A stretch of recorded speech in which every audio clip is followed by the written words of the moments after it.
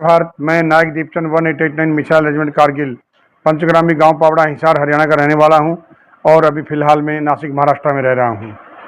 मेरी कहानी का उद्देश्य यही है कि जो हमारी अभी यात्रा निकली है, मैं देवलाली से द्रास होते हुए सचिन ग्लेशियर तक एक मॉडिफिकेशन कार किया हुआ है। उस कार के अंदर सभी शहीद परिवारों से मिलने के लिए निकले हैं हम लोग, और जितने भी हमारे हीरोज़ की जो हमारी मेमोरियल बने हुए हैं उनको नमन करने के लिए निकले हुए हैं। ये मेरा बम ब्लास्ट हो गया था ऑपरेशन पराक्रम के अंदर 17 नवंबर 2002 को, जब हम अनलोडिंग कर रहे थे यूनिट के अंदर ही। उससे पहले मैंने ऑपरेशन विजय भी लड़ा है कारगिल का। उससे पहले ऑपरेशन रक्षक, जो जम्मू एंड कश्मीर में आतंकवादी के साथ मुठभेड़ होती है, वहाँ पर भी मैंने भाग लिया हुआ है। तो 3 पराक्रम मैंने भाग लिए हुए सर। क्या करते थे आर्मी में आप? आर्मी में तोपची था सर। तोप में गोले चलाना, तोप को चलाना, ये मेरा काम था सर। आपके बारे में सुना कि कारगिल में 10,000 गोले दागे थे। हाँ सर, हमारी बटालियन 1889 उस टाइम लाइट रेजिमेंट थी। 120 मोटर थी हमारे पास में। 10,000 गोले दुश्मन के ऊपर दागे, जो अपने आप में एक रिकॉर्ड है। और ट्रोलिंग के ऊपर जो 42 तोप से गोला निकला था, उसका तोपची मैं ही था। उसी बैरिंग एलिवेशन से पूरी भारतीय सेना ने ट्रोलिंग के ऊपर 5100-487 के ऊपर युद्ध लड़ा था सर। चौकी जीती थी? हाँ सर, चौकी 8 जगह गन पोजिशन चेंज किया हम लोगों ने, और लगभग 10,000 गोले दुश्मन के ऊपर दागे। अपने आप में एक रिकॉर्ड है। 12 गैलेंट्री अवार्ड मेरे कारगिल लिखने का सौभाग्य मिला, और आज हमें प्राउड है कि हम उस बटालियन का हिस्सा थे, और आज मेरी बटालियन का नाम इतिहास के स्वर्ण अक्षरों में लिखा हुआ है। कारगिल के अलावा कौन कौन से ऑपरेशन थे? कारगिल के अलावा उससे पहले ऑपरेशन रक्षक जम्मू एंड कश्मीर में जो आतंकवादियों के साथ मुठभेड़ होती है, तो बारामूला सेक्टर के अंदर, मतलब उड़ी सेक्टर में जो बारामूला डिस्ट्रिक्ट है, उसमें हमारी ड्यूटी थी।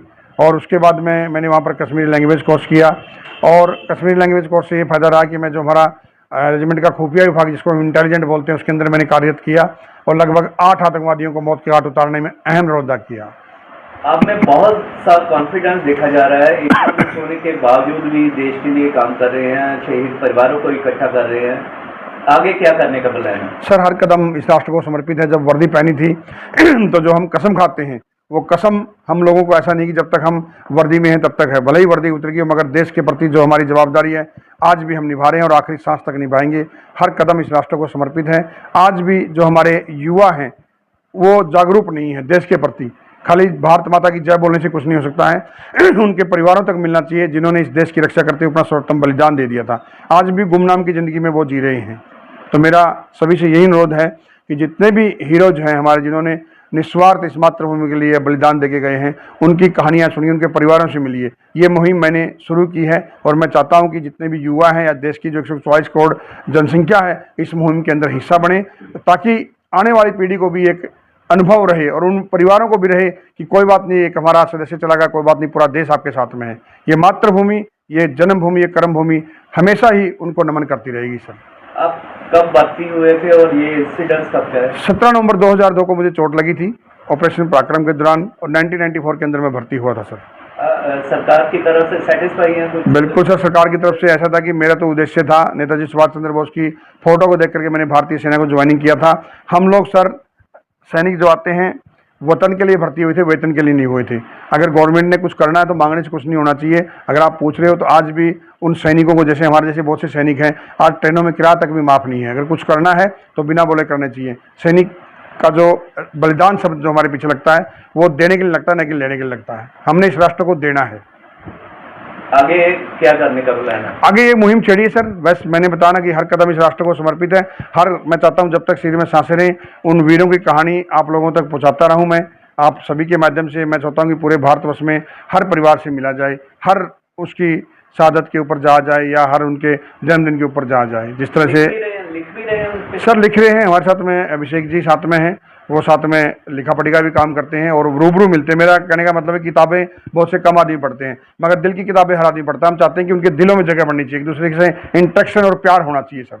लगता है कि शहीदों की स्टोरी सामने आए तो नौजवान पीढ़ी को? बिल्कुल सर। जिस दिन हमारे नेता और अभिनेता, जिसको आज आवाम हीरोज मानती है, सेलिब्रिटी मानती है, जिस दिन वो कंधे पर हाथ रख के जिस दिन ऐसे बोल देंगे ना कि रियल हीरो ये हैं, हम नहीं, उसी दिन देश देखना एक तरक्की की निगाह पर चल पड़ेगा। उसी दिन से हम सैन्य को उस नज़रिए से देखने लग जाएंगे जिस नज़रिए देखना चाहिए। मतलब सर, आपको देखा है कार भी चला रहे हैं, साइकिलिंग भी करते रहे हैं, आपके मुंह से सुना है, तो कैसे ये सब सर, मैंने एक ट्राई साइकिल के ऊपर मैं अपनी मुहिम शुरू की थी, और ट्राई साइकिल से मैं स्कूटी के ऊपर आया।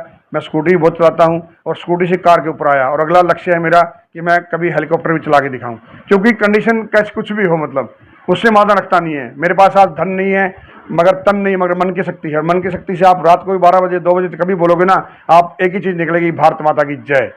देशभक्ति 15 अगस्त 26 जनवरी या ऐसे मौक़ों पर फूटती है जब कोई भारत पर आक्रमण हो या कुछ आतंकवादी वगैरह घुस आए।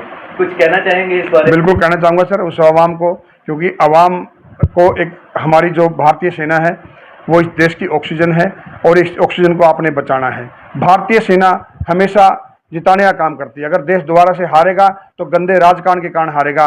भारतीय सेना कभी भी इस देश को हार नहीं देगी जब तक उनके हाथ में कमांड रहेगी। मतलब लोगों को क्या अपील करना? लोगों से यही अपील है कि जितना हो सकता है युवाओं से खास करके, बाकी फालतू चीज़ों को, नशा इसको छोड़ करके भारतीय सेना में भर्ती होइए, अपना और इस देश का उज्जवल भविष्य बनाइए।